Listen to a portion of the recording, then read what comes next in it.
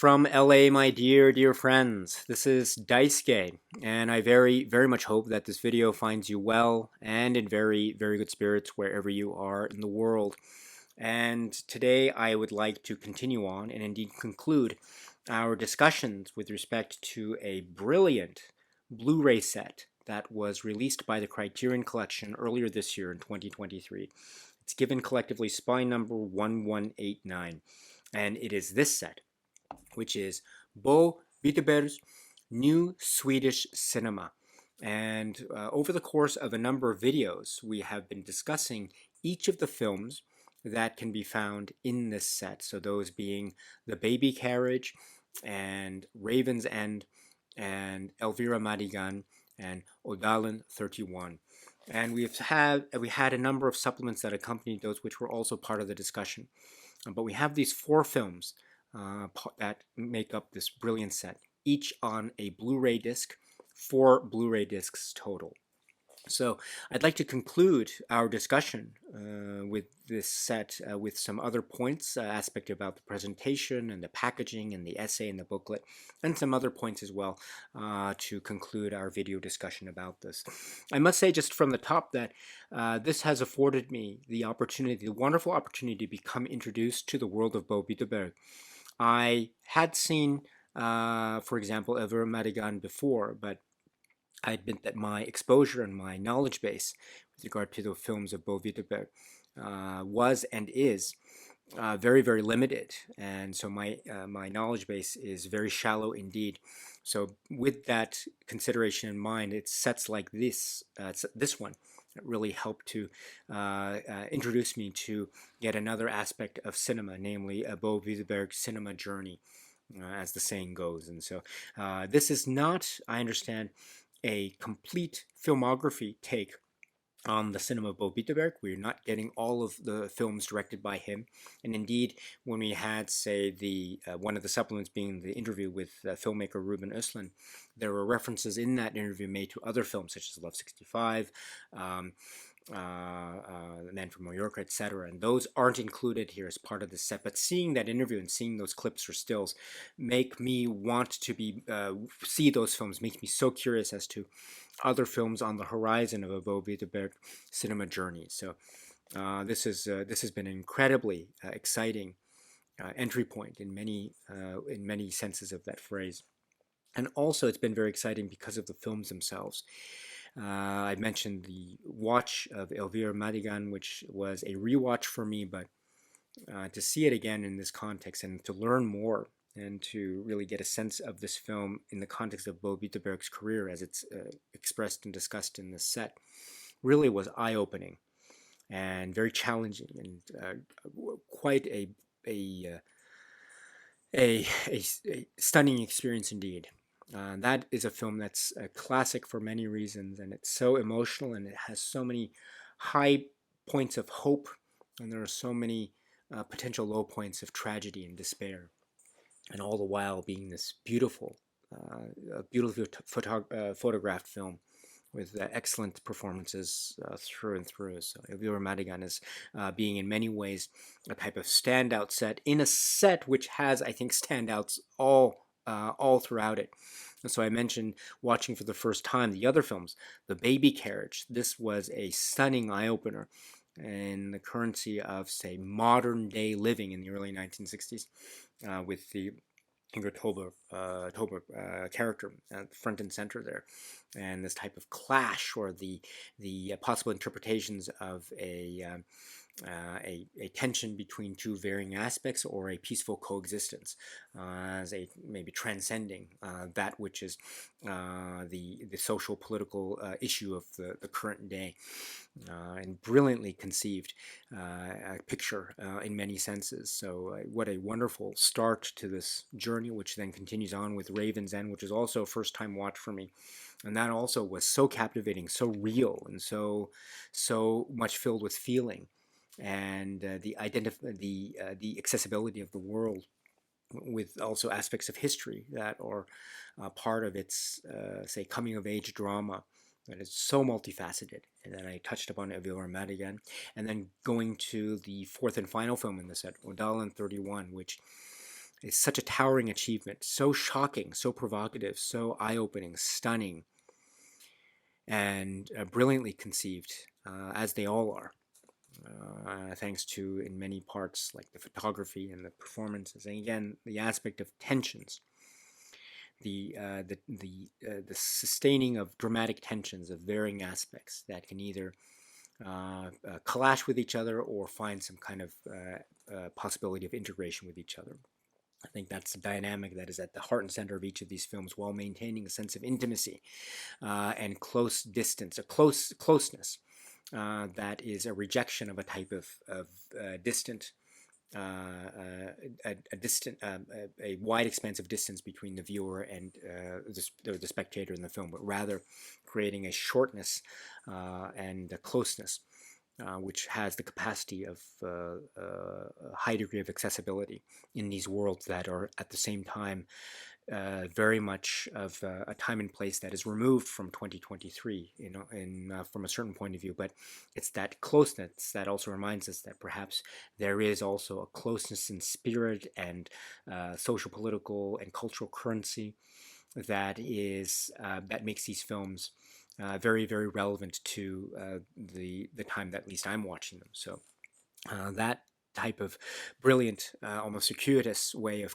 connectivity is, I think, another aspect of the greatness of WIDERBERG'S cinema as expressed in these films. So this is my overarching, maybe final statement on the matter. I'm incredibly taken with this set. I think it's a great set. Now let's talk about some other aspects here. So the packaging is this plastic casing, and so it's a plastic case where you open it and it has the discs here in the stacked way, 2 on this side and 2 on the other side, with the ability of having the booklet housed in this fashion. So the Baby Carriage, Raven's End, Elvira Madigan, and Odalin 31, each with a different color font. So it's sort of yellowish, maybe a yellowish color for the Baby Carriage, or grayish blue for Raven's End, a natural green for Elvira Madigan, and a type of brick red for Odalin 31. So that's an interesting way of use of color. I like that variant on color usage. And the packaging is, again, in this plastic casing on the front and the back, and the use of font is also noted. I should point out the art is, let me see here, the production credits indicate art director Sarah Habibi, designer Eric Skillman, art production coordinator William Braze, and art assistant Julie Sussman. And it shows various aspects, certain shots from the films. I think most prominently here, this is a shot which I understand to be from the film Elvira Madigan. But there is also aspects on this side from the other films, here and here and here, in fact. So again, representations of each of the films, perhaps most prominently that being the work from the late 60s, Elvira Madigan, which in many ways is one of the most famous films from the 1960s, and so perhaps that prominence might be the reason why it's given prominence here on the Criterion cover. But still, it's great. It's really wonderful, and that's also something that we see carried over in the booklet. This is also something which I understand is taken from Elvira Madigan. This cover design here, great stuff indeed. Now, if we go to the booklet inside, we see a number of stills and photographs that are taken from a variety of the films, not just from Elvira Madigan, but from others. And so, as we spoke about, starting in the early pages, we have write-ups that are film-specific. We've spoken a little bit about that, which, for example, have the synopsis writings that I think are keyed to or are paralleling the writings that we find in the Criterion Collection website. But also we have other writings. First up is Another Sweden. This is the Peter Cowie essay, excuse me. And we've made reference to this essay before because there are film-specific sections here which I think are really great write-ups, and those I think serve as a type of critical analytical essay on each of the films. And so I think that's a wonderful take. I love it when there are critical analytical essays on each of the films individually in a collector set like this. So while it doesn't, quote-unquote, I think officially count as separate essays on each of the films, it can be read that way. So I like that organization. I appreciate the fact that it's organized in that way with subheadings for each of the films if you want to jump to those sections in the essay. you can read it also overall, and it's a brilliant essay. Peter Kalle is an expert, and he shows it again in this wonderfully organized, very rich and dense, textured take on Bo Widerberg's career, filmography, and biography, specifically or perhaps primarily focusing on these 4 films, although there's reference to elsewhere. So I mentioned before that one of the weaknesses or the criticisms that might be made with this set is the seemingly lack of supplements, or perhaps the feeling of wanting more supplements. And I think I certainly feel that way. Not to take anything away from the greatness of what we get here, which is really, really great for the reasons I've tried to explain in the past videos, but it did leave me wanting more.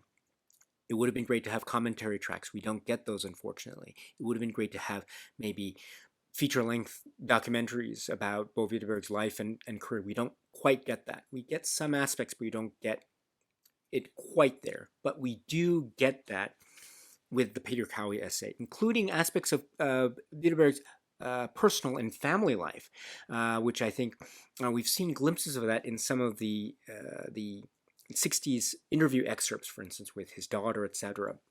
But those were glimpses.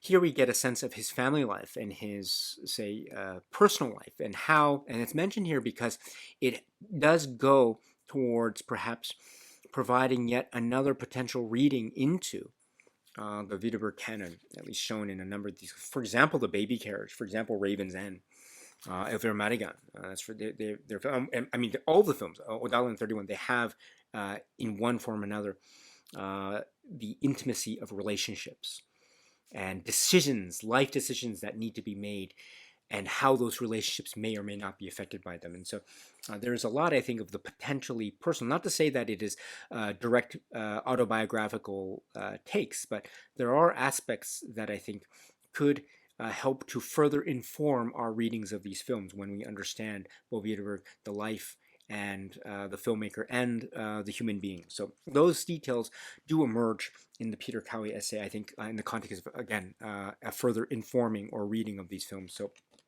well done indeed. So I am a fan.